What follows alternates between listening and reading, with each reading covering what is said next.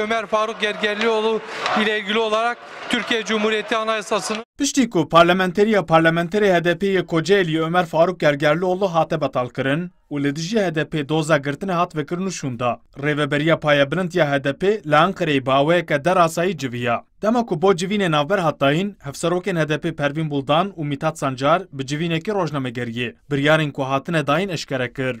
Buldan dazanîn ew ê dev ji parlamentoyê û siyaseta demokratîk bernedin û ew di ihtimala girtina HDP de jî dest bi amadehiyên diyarkirina nexşa rêkirine. Bizler Halkların Demokratik Partisi'nin her bir ferdi. HDP ve li parlamentoya siyaseta xwe demokratîk bidomîne. Rêjeya dengên me ji duh ve ji sedî dazdan derketiye ji sedî bîstan. Divê tu kes bejna xwe netevîne û xemgîn nebe. Heta HDP hebe ve li gel gelên me siyaseta xwe demokratîk bidomîne.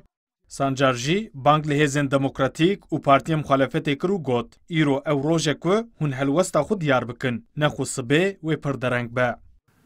Bütün demokrasi güçlerini, muhalefet partilerini bu gerçeği Ez bank li hemû hêzên demokrasî û muxalefetê dikim. Tişta ku îro li me hat kirin, wê sibê li we jî bê kirin. Ev bes meseleya HDP nîne.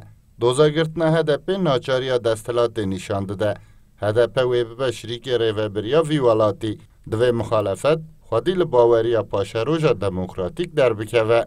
Li aliyê din serdozgeriya Komarî ya Tirkiyê îddianameya derbarê girtina HDP da ji bo dadgeha destûra bingehîn rê kir. Di doznameyê da di nav da hevserokên berê yê HDP Selahattin Demirtaş û Figen Yüksek da û hevserokên heyî yên HDP Pervîn Buldan û Mithat Sancar jî di nav da derbarê 68 siyasetmedar û rêveberên HDP da 5 sal qedexeya siyasetê tê xwestin. Ömer Sönmez, Kurdistan 24, Ankara. yürekten selamlıyorum.